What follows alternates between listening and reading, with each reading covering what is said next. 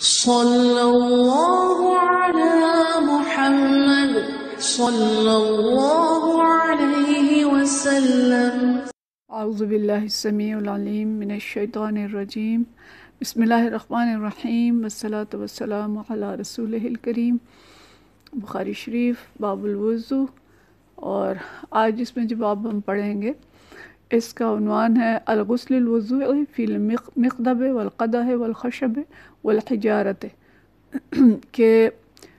مختلف برتنوں میں وضو کرنے کے بارے میں، یعنی مختلف برتن کیا ہیں؟ لگن، پیالے اور لکڑی یا پتھر کے برتن میں وضو اور غسل کرنا۔ یعنی ہم یہ کہہ سکتے ہیں کہ یہ عنوان ایسا ہے کہ کیا مختلف برتنوں میں وضو کیا جا سکتا ہے۔ تو اس موضوع کو بھی سمجھنے کے لیے ہمیں تھوڑا سا پیچھے جانا پڑے گا۔ آج سے 40-50 سال پہلے تک بھی، بلکہ 20-30 سال پہلے تک بھی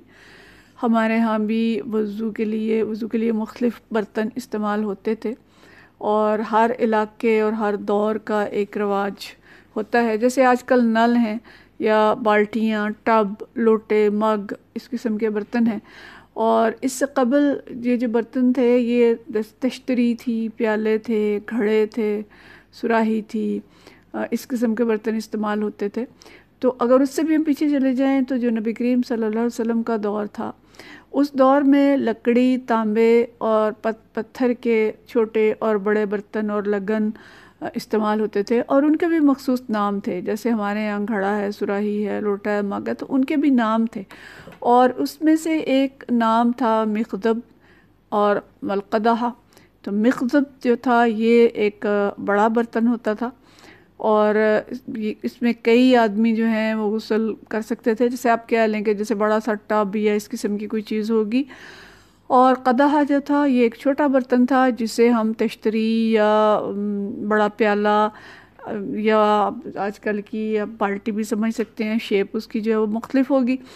تو اس طرح کے برتن تھے جس میں نبی کریم صلی اللہ علیہ وسلم کے دور میں وضو کیا جاتا تھا۔ اور حدیث کے ایک نسخے میں وا آتا ہے، یعنی یہاں پہ وا آتا ہے والقدح والخشبہ، تو ایک دوسرے نسخے میں الخشب والحجارہ، کہ ایسے برتن جو ہیں یا تو لکڑی کے بنے ہوتے تھے یا پتھر کے بنے ہوتے تھے، یا آگے ہم پڑھیں گے کہ وہ تانبے کے بنے ہوئے برتن بھی ہوتے تھے۔ تو مقصد یہ ہے کہ اس قسم کے تمام دھاتوں کے بنے ہوئے برتنوں کو وضو یا غسل کے لیے استعمال کیا جا سکتا ہے۔ تو اسی بارے میں یہ حدیث ہے حضرت انس رضی اللہ تعالیٰ عنہ سے، ان انس قال، فرماتے ہیں حضرت الصلاۃ، نماز کا وقت آ گیا، فقام من کان قریب الدار الی اہلہ، تو جن لوگوں کے مکانات قریب تھے وہ اٹھ کر وضو کرنے کے لیے اپنے مکانات کی طرف چلے گئے۔ وبقی قوم، اور کچھ لوگ بچ گئے۔ فأوتی رسول اللہ صلی اللہ علیہ وسلم بمخدب من حجارۃ فیہ ماء، تو پھر رسول اللہ صلی اللہ علیہ وسلم کے پاس پتھر کا ایک لگن لایا گیا جس میں تھوڑا سا پانی تھا۔ فصغر المخدب ان یبسط فیہ کفہ، وہ اتنا چھوٹا برتن تھا کہ اس میں نبی کریم صلی اللہ علیہ وسلم اپنی ہتھیلی بھی نہ پھیلا سکے۔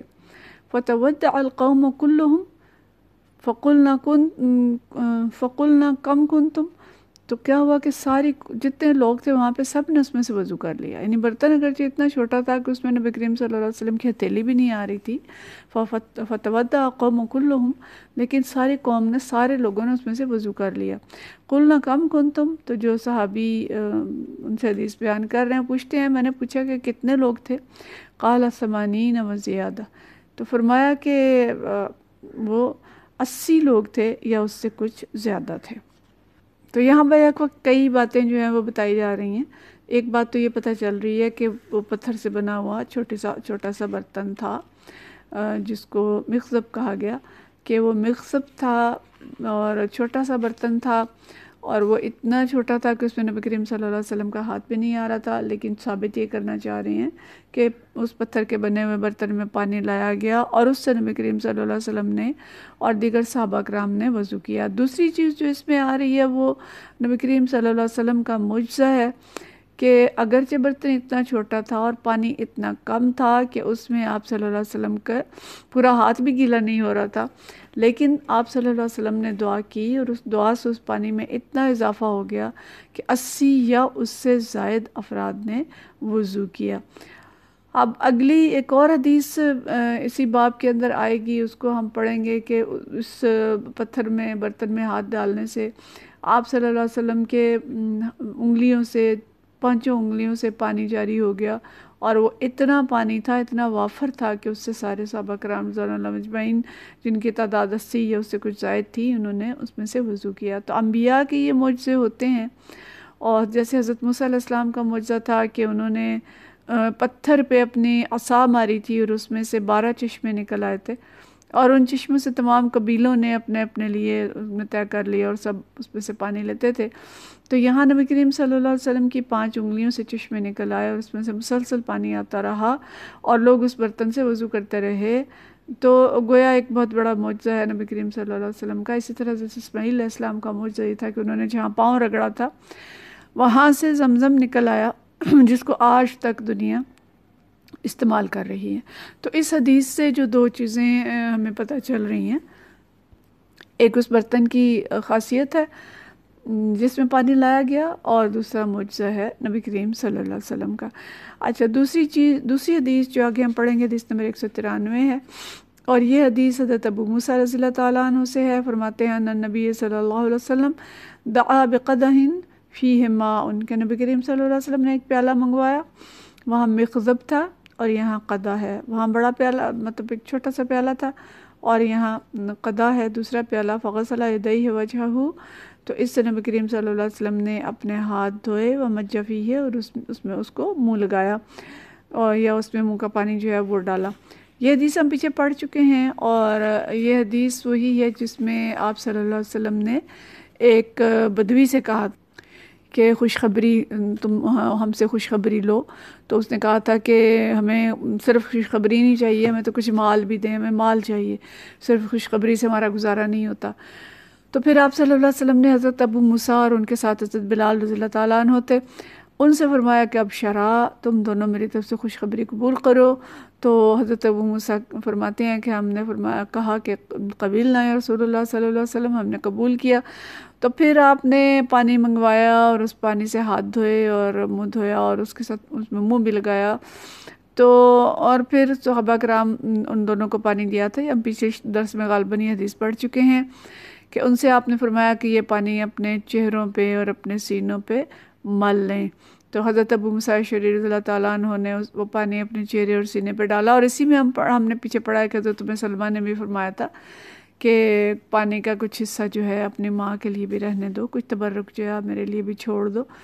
تو یہاں سے بھی ثابت جو کرنا چاہ رہے ہیں حضرت امام بخاری رضی اللہ تعالیٰ رحمۃ اللہ علیہ، وہ یہ ہے کہ لکڑی یا پتھر وغیرہ کا جو برتن ہوگا اس میں پانی لیا جا سکتا ہے اور اس سے چہرہ دھویا جا سکتا ہے، اور اگر چہرہ اور ہاتھ دھوئے جا سکتے ہیں تو گویا اس سے وضو بھی کیا جا سکتا ہے۔ اگلی حدیث نمبر 194، اور یہ حضرت عبداللہ بن زید رضی اللہ تعالیٰ عنہ سے روایت ہے۔ یہ حدیث بھی ہم پیچھے پڑھ چکے ہیں، اور اس کو بھی اسی حدیث کو دوسرے عنوان سے لائے ہیں امام بخاری۔ اس میں حضرت عمر بن یحییٰ عن ابیہ عن عبداللہ بن زید فرماتے ہیں قال عطا رسول اللہ صلی اللہ علیہ وسلم، کہ نبی کریم صلی اللہ علیہ وسلم تشریف لائے،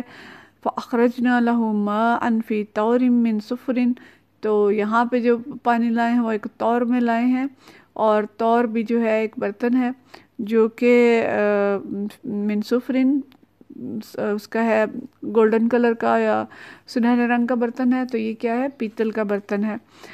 فتودع، تو نبی کریم صلی اللہ علیہ وسلم سے وضو فرمایا، غسل وجہہ ثلاثا، تو چہرہ آپ نے اپنا 3 دفعہ دھویا، ویدیہ مرتین، اور ہاتھ جو ہیں وہ 2 دفعہ دھوئے، یعنی بازو 2 دفعہ دھوئے، ومسح برأسہ، اور اپنے سر کا مسح کیا، فاقبل بہ وادبر وغسل رجلیہ، اور مسح جو ہے وہ پہلے آگے کو کیا اور پھر پیچھے کو کیا، اور اس سے اپنے دونوں پاؤں مبارک دھوئے۔ تو یہاں جو بات بتائی جا رہی ہے وہ یہ ہے کہ برتن جو ہے یہ پیتل کا بنا ہوا تھا، اور اس برتن سے ہم نے نبی کریم صلی اللہ علیہ وسلم کے لیے پانی نکالا، اور نبی کریم صلی اللہ علیہ وسلم نے اس برتن سے وضو فرمایا، اور یہ نہیں فرمایا کہ یہ پیتل کا برتن کیوں لے آئے ہو، بلکہ کسی اعتراض کے بغیر آپ صلی اللہ علیہ وسلم نے اس برتن سے وضو فرمایا۔ تو مطلب یہ ہے کہ پیتل کے بنے ہوئے برتن کو بھی وضو کے لیے استعمال کیا جا سکتا ہے۔ تو ان ساری حدیث سے امام بخاری رحمۃ اللہ علیہ ثابت یہ کرنا چاہتے ہیں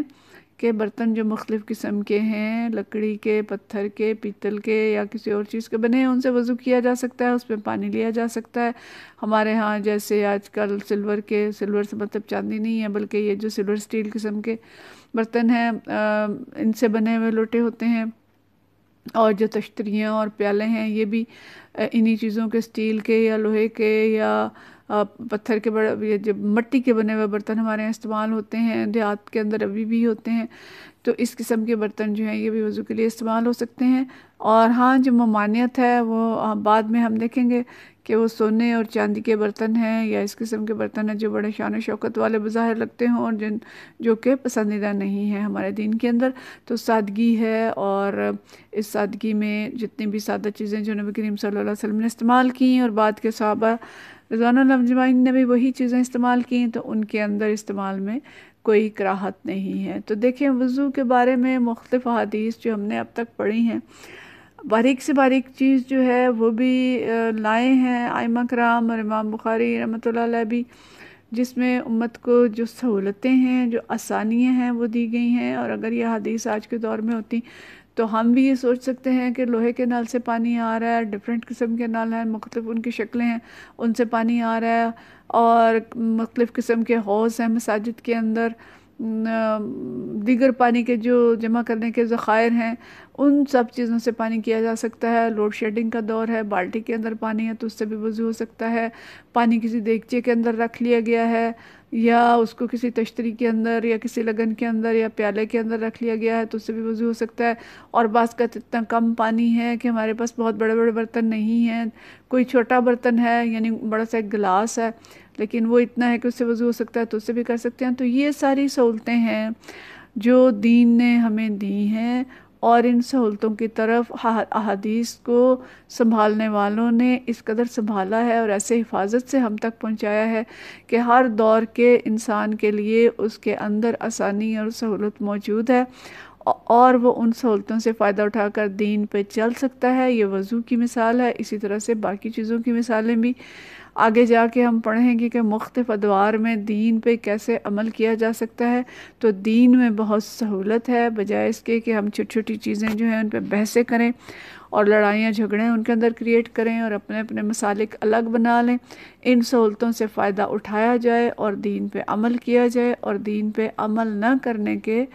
بہانے جو ہیں وہ تلاش نہ کیے جائیں۔ آج کل سوال یہ پیدا ہوتا ہے جی بیسن میں وضو کیا جا سکتا ہے کہ نہیں، اور اس پہ بھی ہمارے دور کے علماء نے بحثیں کی ہیں،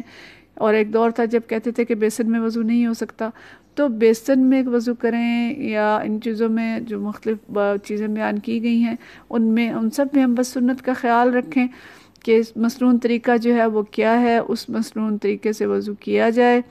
اور وضو میں جو سنتیں ہیں ان کا خیال رکھا جائے، فرائض کا ہمیں علم ہو کہ فرائض کیا ہیں ان کا خیال رکھا جائے۔ باقی برتن اور طریقے مختلف ہو سکتے ہیں پانی کے استعمال کے، ان میں کوئی حرج نہیں ہے۔ وآخر دعوانا ان الحمد للہ رب العالمین۔